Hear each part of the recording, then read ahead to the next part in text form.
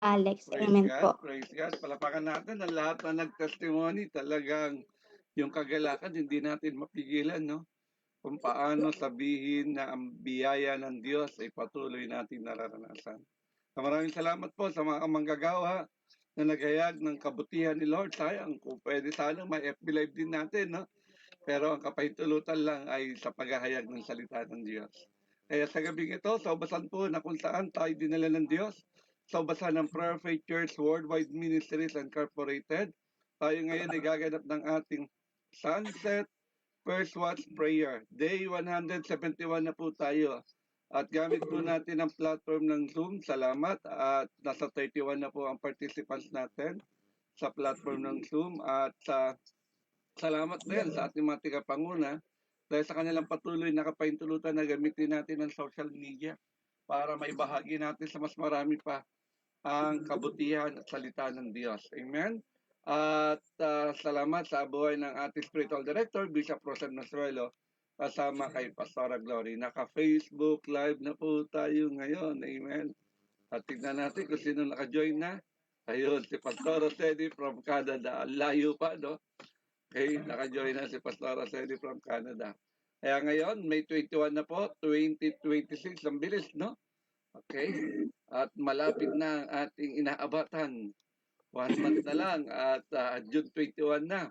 Are we excited? Amen. Okay? Huwag natin titignan yung mga gagastusin natin doon o investment natin doon. Bakit? Mas masaya tayo dahil biyaya ni Lord. Nasa 25 years na tayo by next month. Na ganitong araw din. Tama po? At magkikita-kita tayo sa Subic Gymnasium. Amen. At mas probably, ang estimated population natin nasa 700 to 1,000 kung lahat ay madadala natin sa harapan ng Diyos. Amen. At patunayan natin sa harapan ni Lord na hindi niya tayo pinabayaan, hindi siya nagkulang sa atin. Kaya napaganda po ng topic ngayon is also about blessing, pagpapala. Amen. Blessing in Christ. Kaya ang tema na sasagutin, what are the blessing in Christ that we have received? Ano nga ba ang pagpapala sa harapan ng ating Panginoong Yesus na ating matatanggap? At ang gagamitin po tigapagayag ng salita ng Diyos ngayong gabi, walang iba kundi si Reverend Josie Naldosa na siya rin preacher natin bukas, sabi niya. Amen. Biyaya ni Lord. Reverend Josie, kayo na po. Praise God. Mute, Pastora. Pastora, nakamute. Yan. Yun. Praise God. Walang gabi po lahat. Salamat po sa kaligayahan na nadama. Bago mag-queens, kaya salamat talaga. Nakatuwa. Masarap po talaga pag nagkakasama-sama, di po ba? Totoo yan. Hindi kayang bayaran ng kahit anumang bagay, di ba? Kaya salamat sa ating Panginoon at lalo na ito. Kaya nga, yes.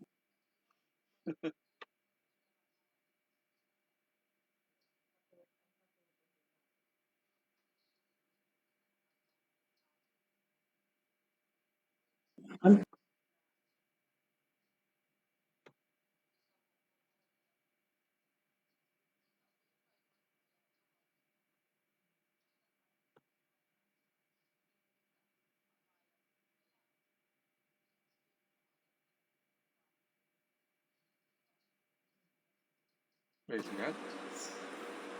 Ito pong sinasabi, sabayan niyo po ako sa pagbabasa. Lagi ako nagpapasalamat sa Diyos dahil sa mga pagpapalang ibinigay niya sa inyo sa pamamagitan ni Kristo Jesus. Dahil sa inyong pakikipag-isa kay Kristo, kayo ay naging masagana sa lahat ng bagay, maging sa pananalita at sa kaalaman. Ang katotohanan tungkol kay Kristo ay pinagtibay sa inyo, kahit hindi kayo nagkukulang sa anumang pagpapala, habang hinihintay ninyo ang pagbabalik ng ating Panginoong Kristo. Kayo gagawin niyang matatag hanggang wakas upang matagpuan kayong walang kapintasan sa araw ng ating Panginoong Kristo. Tapat ang Diyos na tumawag sa inyo upang makipag-isa sa kanyang anak na si Kristo na ating Panginoon. Ito pang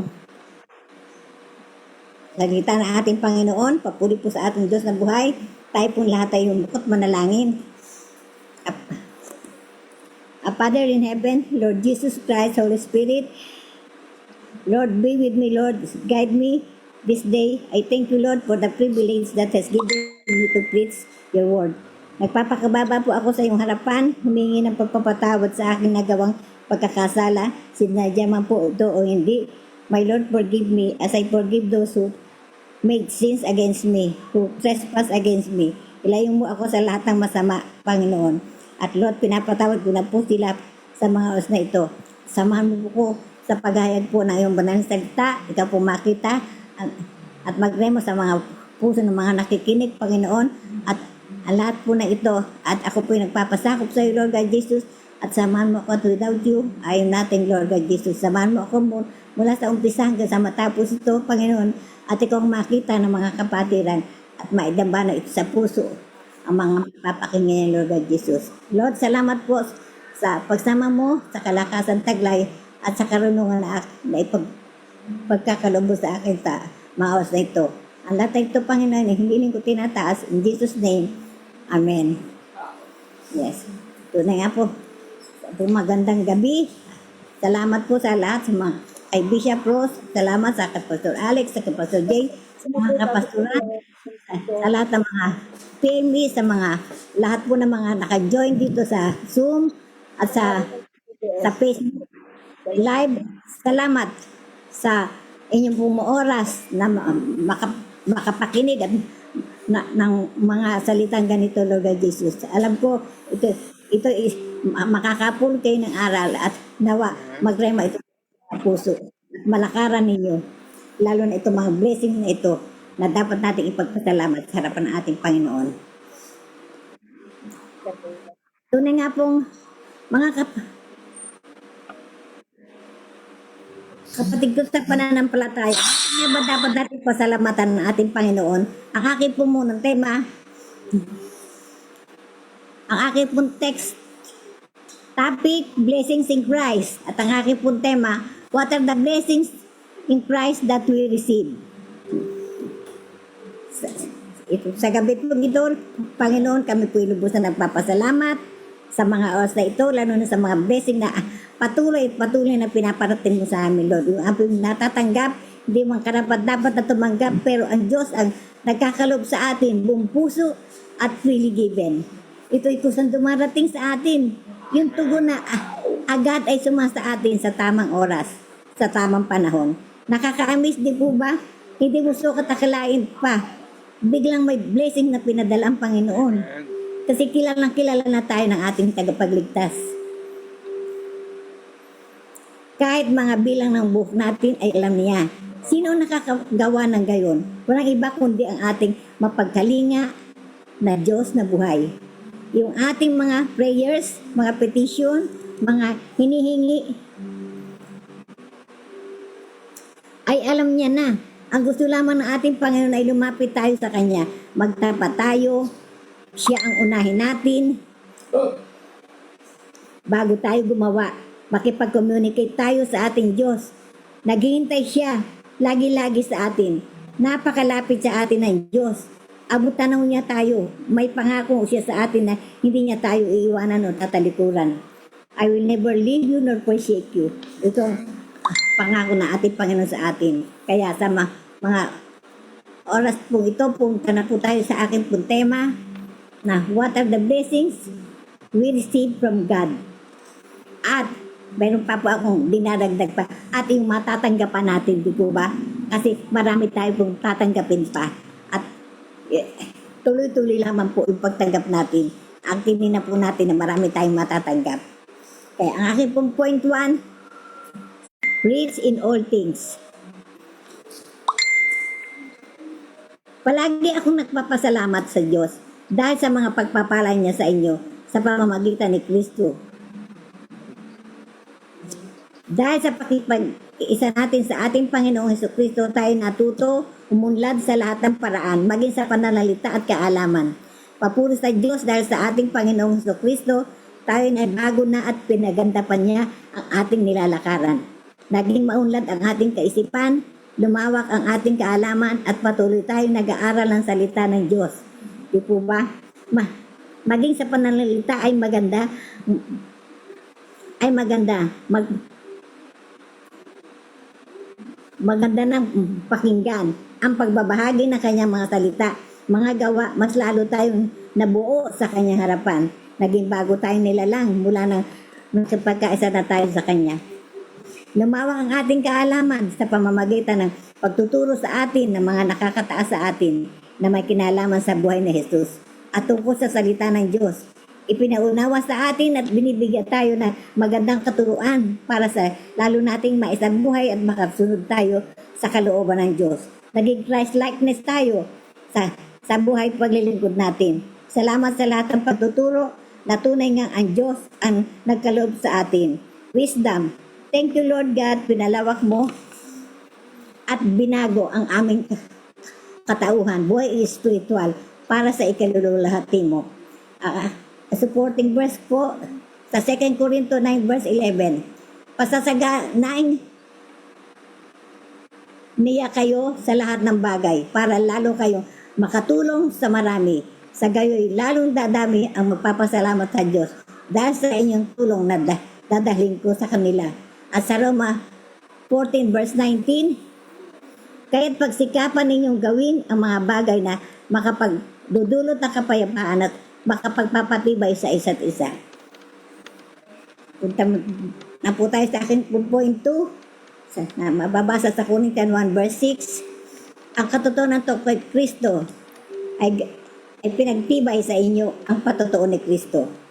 Ang aking pong point 2, for the message about Christ has become so firmly established in us. Malinaw na nakikita sa inyo.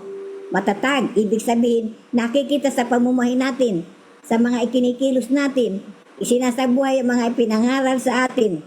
Papuri sa Panginoon, dapat pasalamatan natin ang blessings na tinanggap natin, mga pagpapala mula kay Jesucristo na ating great provider. Maligaya tayo mga kapatid pag may nakakapansin sa atin, yung ating buhay ay nabago na mula nang tinanggap natin si Kristo sa ating buhay. Lumalakad na tayo na may liwanag na napapansin na tayo ng mga nakapaligid sa atin. Si Lord ang nakikita sa atin at wala na yung lumang buhay natin. Salamat Panginoon, tunay nga napakasarap mabuhay na ikaw ang kasama namin sa bawat pintig ng aming puso.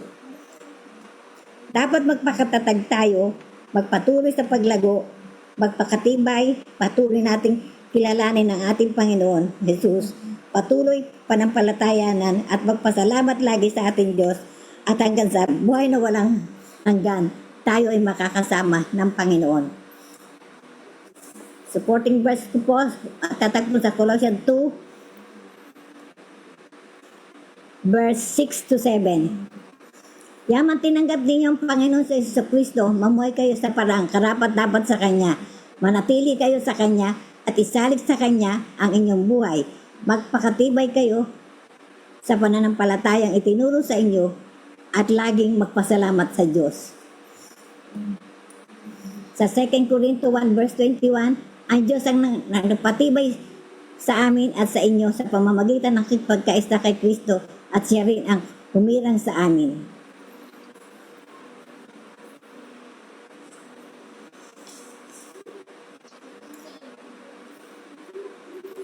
Pumunta na po tayo sa aking point 3 na sa verse 8. Kayo'y aalalayan niya hanggang wakas upang matagpuan kayong walang kapintasan sa araw ng ating Panginoong Jesucristo. Aking point 3, for Christ will keep you firm and blameless. Kaya alalayan niya hanggang wakas upang matagpuan kayong walang kapintasan sa araw ng ating Panginoong Jesucristo. Amen. Napakabuti po ng ating Panginoon. Iingatan niya tayo, hindi na niya tayo hahayaang muli pang magkamali. Manatili tayong tapat sa kanyang harapan. Hindi na tayo dapat pang mahawahan ng kung ano-anong mga negatibong bagay. Magkabanal tayo dahil gusto ng Panginoon ay matagpuan tayong walang kapintasan hanggang sa pagdating ng araw ng Panginoong Jesucristo. Supporting verse ko po sa 1 Thessalonians 3 verse 13, kung ito ang mangyayari, palalakasin niya ang inyong loob Sa gayon, kayo mananatiling banal at walang kapintasan sa harapan ng ating Diyos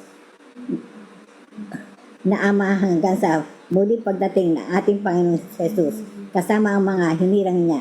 Sa 1 Thessalonians 5 verse 2, sapagat alam na ninyo ang pagdating ng araw ng Panginoon ay tulad sa isang magnanakaw.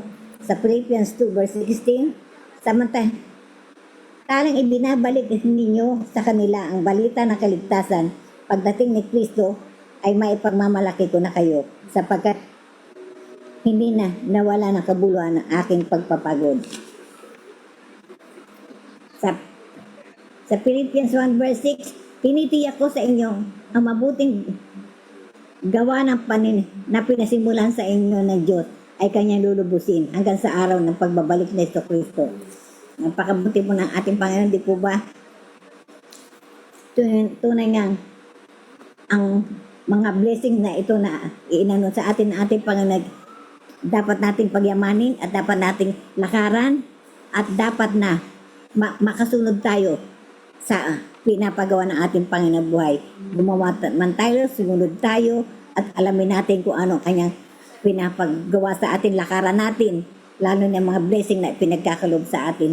Hindi lamang po sa mga material na bagay, mga blessing na ito, mas mainam yung ang ating spiritual blessings ay lumago at lalo lumago at lakaran sa pamamagitan ng pananampalataya natin na tayo ay lumagawa, lumalakad din sa kanyang harapan at hindi tayo sumusuway sa mga utos ng ating Panginoon, bagkus lumalakad tayo na naayon sa kanyang kalooban.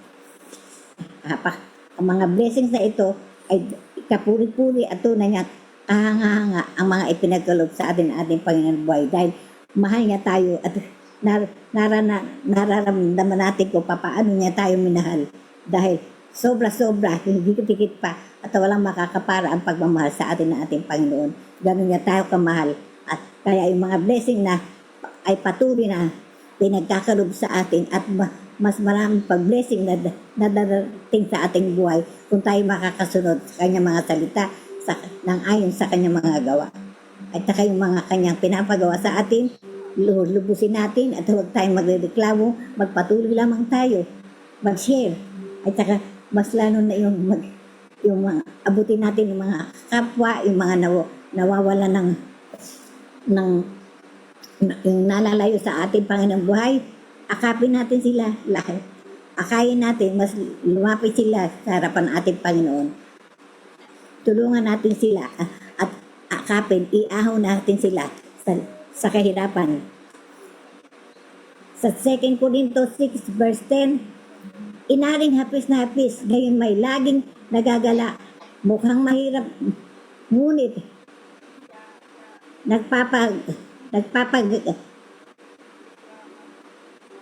nagpapagamit sa marami, walang wala, ngunit akin ang lahat ng bagay. Sa 2 Corinthians 8 verse 7, kayo tanyag sa pananampalataya sa paghayag, sa kaalaman, sa kasipagan, at sa inyong pag-ibig sa amin. Sa kanya din ninyo sikapin din ninyo na manguna kayo sa pagkakawang gawa. Mabuti ang ating Panginoon, di po ba? At sa Efeso 4 verse 3, pagsudikatan ninyo mapanatili ang pagkakaisa mula sa Espiritu sa pamamagitan ng buklod ng kapayapaan. Punta na po tayo sa aking conclusion. Lagi tayong magpasalamat sa Diyos dahil sa mga pagpapala niya sa inyo sa pamamagitan ng Kristo Jesus. Dahil sa pakikipag-isa natin sa Kanya, tayo'y umunlad sa lahat ng paraan, maging sa pananalita at kaalaman. Malinaw na nakikita sa atin ang katotohanang ipinangaral tungkol kay Kristo. Hindi tayo nagkulang sa anumang kaloob na espiritual. Habang hinihintay ninyong mahayag ang Panginoong Jesucristo, aalalayan tayo hanggang wakas upang matagpo ang Kanyang walang kapintasan sa araw ng ating Panginoong Jesucristo. Tapat tayong Diyos na tumawag sa inyo upang tayo makapag-isa sa Kanyang anak na si Jesucristo, ating Panginoon. Sa Efeso 1 verse 3, magpasalamat tayo sa Diyos at Ama ng ating Panginoong Jesucristo. Pinagkalooban niya tayo ng lahat ng pagpapalang espiritual dahil sa ating pag-isa kay Kristo.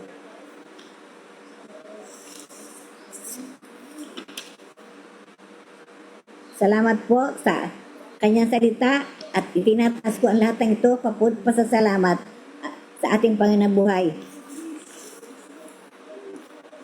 Tayo po lahat ay bukod mo na langin. Father God in heaven, salamat po sa at una mo kaming inibig, Lord. Salamat sa lahat ng mga pagpapala mo sa amin na sa pamamagitan ng iyong anak na si Kristo Jesus. Salamat sa lahat-lahat na kaparaanan ng dahil sa pakikipagkaisa namin kay Kristo Jesus. Umunlad kami sa mga pananalita at kaalaman. Thank you, Lord, for the blessings in Christ. At nandito kami to give you praise, to give you thanks, to give you glory, and to give our best to you. Salamat po na marami at ang lahat ng ito, tinataas ko at pinagpapasalamat sa matamis sa pangalan ng anak ni Jesus. Amen. Amen, amen. Praise God. Palapakan natin ng Diyos sa buhay ni Reverend Josie Naldosa. Ito ay may kinalaman ulit sa salitang pagpapala. Papapansin natin, hindi naman nag-uusap po sa mga pastor natin, pero yung revelation ni Lord sa kanila ay talagang hindi na naiiba. Tama po ba? At naturuan tayo ngayon na ano ba yung mga pagpapala na buhat sa ating Panginoong Yesus na siyang ating matatanggap. Tama po ba? Kasi madalas, ang hinahanap nating blessing ay puro material na bagay eh. Pera, sa trabaho, bahay lupa, ano pa ba? Magandang kalusugan. Pero alam niyo po ba, ang pinakadakilang pagpapala na halos pa paulit-ulit natin narinig ay hindi dapat nagmumula sa mundong ito. Ang tunay na pagpapala ay dapat nagmumula sa ating Panginoong Jesucristo, sa ating Diyos. Tama po ba mga kapatid ko sa Panginoon? Kaya naturuan tayo ngayon sa pananalita na hango sa panulat ni Apostol Pablo sa mga tiga-Korinto, sa ating mga mananampalataya, na bagamat may struggle, may mga bagay na nagaganap na nagpapahina sa atin, pero tandaan natin ito, nariyan lagi ang pagpapala. Buhat sa ating Panginoong Yesus. Ang totoong blessing ni Kristo ay hindi lang pansamantala. Ito ay spiritual, eternal, at nagbibigay katatagan sa ating buhay. Kaya yung unang ibinigay sa ating pagpapala ay anong sabi doon? We are enriched in all things. Oh, praise God. Napakagandang marinig. Okay? Na hindi lang sa material, kundi sa spiritual ang pagpapala na kaloob ng Diyos sa atin. Okay? Kaya tayo pinagyayaman. Amen? Hindi sa karangyan ng mundong ito. Okay? Hindi ibig sabihin magiging mayaman tayo sa pera, kundi mayaman tayo saan? Madalas na rin natin sa mga preaching. Sa wisdom, sa grace, sa spiritual gift, sa gifts, truth, mga katotohanan, understanding, yung preaching kanina, tama po ba? Amen. Nasa atin ang ating Panginoong Yesus. Nasa atin si Kristo. Hindi tayo magkakaroon ng spiritual emptiness. Amen? Kaya mga kapatid ko sa Panginoon, huwag tayong papayag mawalay sa ating Panginoong Yesus. Ayan, sabi sa atin sa Efeso 1:3, pinagpala tayo ng Diyos sa bawat pagpapalang espiritual. Kanino? Kay Kristo. Ulitin ko po, pinagpala tayo ng Diyos ng bawat pagpapalang espiritual kay Kristo. Kapag pakiramdam natin parang may kulang, tandaan natin ang ating Panginoon. Meron ka laging sapat. Meron tayong laging sapat na biyaya. Amen? Kaya huwag tayong panghinaan ng loob. Okay? Naalala po ba natin muli? Yung madalas kong hinahalimbawa, si Haring Solomon. Kaya ano hiningi niya? Hiningi niya ang wisdom kaysa sa kayamanan ng mundong ito. At pinagpala siya ng Diyos ng karunungan. Tama po ba? Okay. At ano nangyari? At the end, hindi lang karunungan ang binigay ng Diyos sa kanya. Pinagyaman din siya. Galing din sa Diyos po yun. Okay. Pangalawa, tinuro sa atin ngayon, in Christ, anong blessing meron tayo? The gospel is firmly established in us. Wow. Yung mabuting balita. Okay, ay talagang nasa atin na. Okay? Ano, saan natin makikita, saan natin kapag ikaw nakikinig ng mga testimony, no? may makikita kang umiiyak, tears of joy po yan. Ang mensahe ng ating Panginoong Yesus ay dapat maging matibay sa puso natin. Huwag natin iwawaglit yan. Kapag ang salita ng Diyos ay nakatanim sa buhay natin, tiyak ako, kapatid, titibay. Titibay yung ating pananampalataya. Firmly established in us. Tama po ba? Hindi tayo madaling matitinag ng mga problema o bagyo man. Magiging matatag tayo lagi whatever trials dumating sa buhay natin. Kaya maraming tao ang mabilis sumuko dahil ang pundasyon nila ay nasa emosyon lang eh. Tama po ba? Pero sa atin bilang mananampalataya, nakasandig tayo sa salita ng Diyos at nananatili itong matatag. Hindi tayo papayag na ang bahay natin maitayo sa buwanginan. Dapat may pundasyon yan. Amen? At yan ay walang iba kundi ang ating Panginoong Yesus. Sabi ng panulat ni Apostol Pablo sa Colossus chapter 2 verse 7, maugat at matatag. Kanino? Kay Kristo. Amen? Kung gusto mo talaga tumibay sa buhay, mga problemang dumarating, hindi tayo accepted yan. Hindi pagkakaunawaan ng mag-asawa, tingin ng isa siyang magaling, tingin ng isa siya'y mahalaga.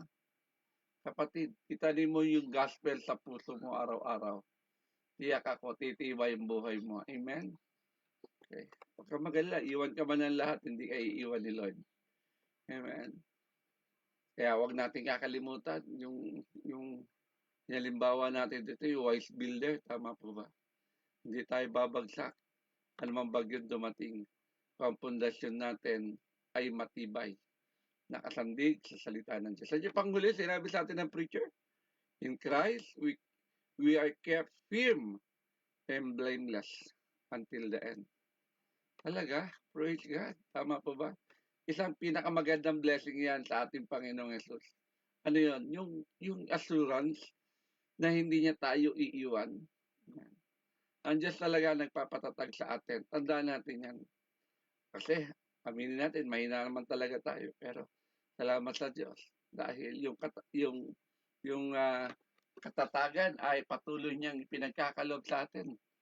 Tatag tayo sa gitna ng mga tukso, mga temptation, sa gitna ng suffering, sa gitna ng mga uncertainty. Okay? Pinatatatag tayo ng Diyos dyan. Hindi sarili lakas natin ang dahilan kung bakit tayo nananatili sa paglilingkod na ito. Lagi ko sinasabi po sa inyo yan. Yan ay biyaya ng Diyos sa atin. Tama po ba? Pribileyo na tayo ay maging God's servant. Tama po. Kaya dapat maging masaya tayo. Imagine, nakaabot tayo ng 25 years. Huwag mo nang kwentahin kung magkano ibibigay mo. Ang kwentahin mo, umabot ka ng 25 years. Tama po ba? Hindi matatawaran yan. Amen? Minsan, pag ikwentahan talaga tayo ni Lord, kung tayo kaya kwentahan ni God. Tama po ba? Pag pumunta ka ng ICU, may 100,000 mo isang araw doon. Puro ka machine pa, puro ka pa tubo. Tama po ba? Okay? Ang buong pamilya talaga nag-aalala para sa'yo. They want na ma-survive ka. They are very much willing to spend that much of money. Tama po ba? Para mabuhay ka. Pero taglay natin itong buhay, taglay natin itong lakas. Tama? Wala tayong gagawin kundi magpuri sa Diyos, magpasalamat. Tama po ba? Abatan natin. Amen. Abatan natin yung pagpapasalamat na gagawin natin. Dapat makita yan ng lahat ng mga manggagawa sa ubasan ng Prayer Faith Church. Magsa-celebrate tayo para magpasalamat sa Diyos. For 25 years na magkakasama tayo. Kung may gastusin man, salamat. Kung makikiisa ka. Kasi sa atin, hindi naman natin tinitignan na gastos yan. Gaya ng sinabi ko kagabi. Ang tawag natin dyan, investment. Tama po ba? Ang pagtatanim sa harapan ng Diyos ay hindi pangako niyang hindi tayo pagkukulangin. Yung mga kapatid ko sa Panginoon, dapat mas excited tayo. Amen? Ano ba yung magagawa ko? Pasasalamat sa harapan ng Diyos. Pagsapit ng 25 years na dinala niya ako sa ubasang ito. Kaya ang tanong kasi, nasa kaya tayo kung walang pinagdalan sa atin ng Diyos na ubasang ganito? Ano kaya klaseng buhay meron tayo? Tama po ba? Siguro, hindi natin lubos maisip yung mga nakikita natin nagaganap sa libutan ito. Tama po ba? Mga anak, sinasaktan ng magulang. Mga ganun, no? Okay? Pero salamat. Tandaan po natin lagi. Ituon natin ang ating paningin sa ating Panginoong Yesus. Kahit lumulubog na tayo, okay, hahawakan niya tayo para iyahon. Okay? Tandaan natin ito. Pinapanatili ng ating Panginoong Yesus na tayo'y matatag kahit mahina tayo. Kaya salamat, Pastora Reverend Joseph, sa kapahayagan ng salita ng Diyos. Hindi tayo spiritually poor. Kasi sabi niya sa point number 1, we are enriched in all things. Kaya sagaya na tayo, mayaman tayo, kaya hindi tayo mahirap. Mayaman tayo sa ating spiritual na kalagayan. O di man nakikita ng mga tao yung material na blessing sa atin, pero yung spiritual blessing, ramdam natin yan. Tama? Masaya tayo kahit na wala ang mga bagay sa atin sa salibutan ito. Marami nakapag-around the world nga, nakakapunta kung saan-saan, tanungin mo, pagod ang katawan, for nothing. Nakakita lang sila ng maraming magagandang view, na-experience nila. May experience din natin yan. Punta ka lang ng Google, saan mo gusto pumunta? Makikita mo na yung tanawin doon. May mga pumunta na doon, nauna sa'yo. Huwag kang mag-alala, loobin ni Lord, makapunta ka din. Tama po ba? Diniin din sa atin, ano yan? Sa harapan ng ating Panginoong Yesus, ang biyayang kaloob niya, yung mabuting balita. Kaya yung gospel is firmly established in us. Kakaroon tayo ng matibay at tunay na pundasyon kapag ang salita ng Diyos ay nasa atin. At yung panghuli, salamat sa kasiguruhan na tayo doon sa katapatan ng Diyos. Siya naman talaga nagbibigay sa atin ng kakayahan para maglingkod sa Kanya. Tama po ba? Kaya kahit ano ang pinagdadaanan natin ngayon, mga kapatid sa Panginoon, tandaan natin ito. Ang pinakamalaking blessing natin ay hindi nasa mundo. Kung hindi, kanino? Nasa ating Panginoong Jesucristo. Muli, palapakan natin ang Diyos sa buhay ni Reverend Jose Naldosa na siya nagpaalala sa atin ng pagpapala ni Kristo. Amen? Gusto ba natin blessing ni Christ o blessing ng mundong ito? Amen. Amen. Ngayon, nalaman nyo na ang dahilan bakit nagawa naming iwan ang buhay namin sa sanlibutan. Dami nagsasabi, nagpakadalubasa pa kami sa sanlibutan ito, tapos iiwan lang pala namin yung profession namin. Amen. Okay, nag-aral-aral pa ng ilang doctoral. Amen, doctoral degree. Lalo na ang ating spiritual director. Kaya sabi, nabaliw na raw siya, sabi ng kanyang mga kaibigan. Nakilala lang daw niya si Kristo. Hindi nila naunawaan itong yung preaching ngayon. Laking pagpapala meron kay Kristo. Tama po ba? Pagpapalit mo ba yung pagpapala na yan sa kayang ibigay ng sanlibutan ito? Okay? Ang sabi ng ating Panginoon, ang sabi sa atin, what it shall profit for a man if he shall gain the whole world and lost his own soul. Okay? Ano daw ba pakinabang ng tao, makamtan man niyang yaman ng mundong ito, kung kanya namang kaluluwa mapapahamak sa dagat-dagatang apoy ng impyerno. Mabili ka. Kaya mas pinili namin ang pagpapala ni Kristo. Kaya huwag niyong iisipin na pinaghahanap buhayan namin kayo. Amen. Hindi mangyayari yon. Kung maghahanap buhay kami, tanggapin na namin yung alok ng sanlibutan ito. Pero mas gusto namin maglingkod, maging alipin ni Kristo. Tama po ba? Lahat naman tayo may binitawan sa buhay nating ito eh. Tama po ba? Lahat tayo may binitawan. Meron tayong mga bagay na pinagpalit. At kung ngayon, lahat naman tayo masaya. Kung patunayan natin, masaya tayo naglilingkod. Don't question kung ano may mga bagay pa na ipagaganap ng Diyos sa atin. Huwag mo nang tanungin kung bakit kailangan natin mag-dawn watch. Huwag mo na kailangan tanungin kung bakit may sunset pa tayo. Sabi ng iba, hindi na ako magsa-sunset kasi meron naman kaming face-to-face prayer meeting eh. Sige, ilan kayo? Ilan kayo nagpe-face-to-face? 2, 3, 4? Amen. Punta ka ng Zoom. Makikita mo 34 na tayo. Amen. And still praying. Umabot tayo ng 100 bago tayo mag-anniversary. Pwede ba yon? Try to invite lahat ng mga kamanggagawa natin. Kung wala silang pang Zoom, wala silang pang-load, bigyan natin ng pang-load. Taas ang kamay ng mga walang pang-load. Sabihin mo sa church, magpapaload ako sa inyo. Umattend kayo ng dawn watch at prayer meeting. Pwede ba yan? Mag-invest tayo for God's glory.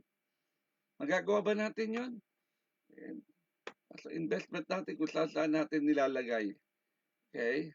Pagtatanim natin ay para kay Lord. Kaya huwag mo nang tanungin kung bakit.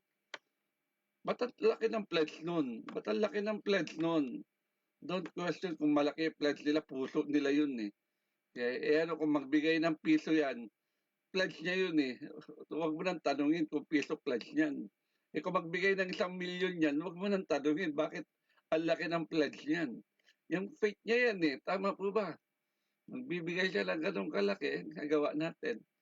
Kailangan naman sabihin mo, ang laki niyan, bawasan mo naman.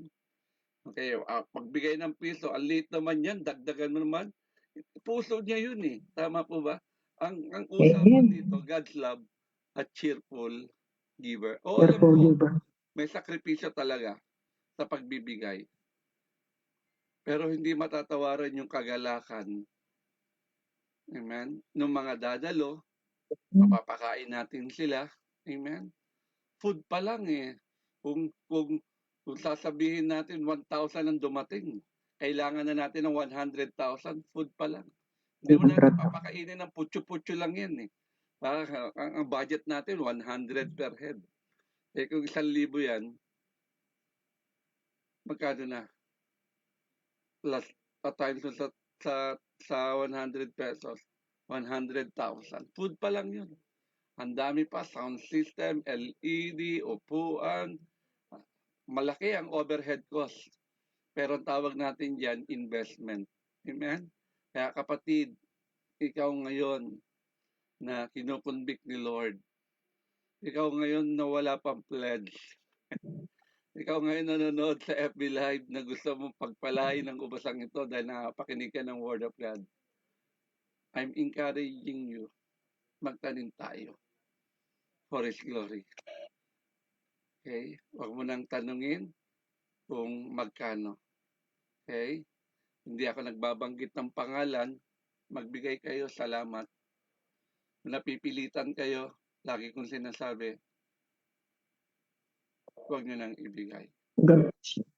Kaya sabi ko nga kay Pastor Jay kung alanganin magbigay, huwag mo nang tanggapin. Yan lang sabi ko sa kanya. Kung hesitate magbigay, huwag mo nang pilitin. Ba't mo pipilitin yung ayaw magbigay?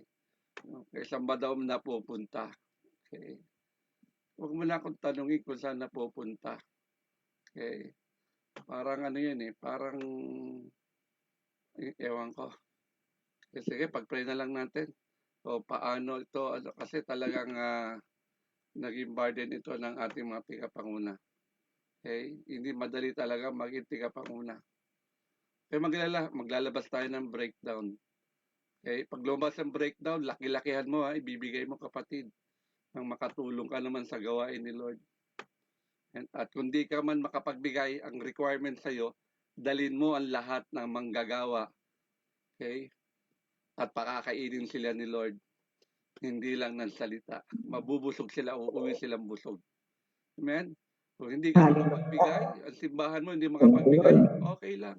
Dalin mo lahat, pati barangay ng simbahan nyo. Okay? Sa gawain ng Diyos. Tandaan ang pagpapasalamat natin kay Lord. Amen po ba?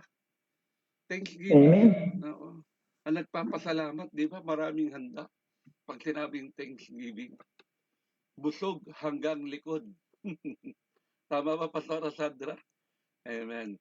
Nakasama ko si Pastora Sandra nung kami nag-host ng OCMA meeting. Lahat ng lumabas doon sa meeting na yon, 135 pastors yung umattend sa OCMA meeting na nag-host tayo sa Olongapo. 135. Full pack ang simbahan, may mga nakatayo pa. Kulang ang upuan. Nung lumabas sila, ang sabi nila, busog sila hanggang likod. May token pa kami pauwi. Okay, yung gusto pa. Hindi pa uso ang ano nun eh. Ang Sharon eh. Okay? Hindi pa uso ang Sharon noon. Kaya ang ginagawa namin, meron kaming token, may inaabot kami sa bawat pastor na bababa. Pagpasok pa lang, kumakain na sila. Amen. We spend, magkano yun? Hindi ako nagkakamali, almost 50,000. Isang gawain lang yun. Hindi kami nagpapakain ng pastor na isang pirasong chicken lang na maliit. Hosting ba yun? Ang hosting, the best na hosting. Kaya mula nun, hindi na kami nag-host eh. Kaya nakakaya sa mga pastor na pakainin mo ng, ng putyo-putyo lang. Tama po ba? Okay, masarap mag-host. Yan din yung heart desire ko. Pero, love ni Lord. Okay, makapag-host ulit. Magpadala si Lord ng marami pang manggagawa na may puso talaga. Noon talaga, ibang klase ang gawain sa Olongapo. Okay, na aking pinangungunahan before. Hindi kami pinagkukulang. Okay, biyaya ni Lord yun. Lahat naturuan mag-ikapo, magbigay. Okay. Hindi sasabihin, church member ko, tagal-tagal ko na inaalagaan, pero hindi pa marunong mag-tithe. Okay. Kaya mga kapatid ko sa Panginoon, salamat sa lahat ng mga nakapakinig ng salita ng Diyos ngayon. 34 na tayo, ibinabalik ko na po sa ating MC ang gawain. Na, Ate Denalyn, batang manggagawa ito ng POF La Paz Chapter. Yun. Amen po. Tayo po ba ipinagpalat ng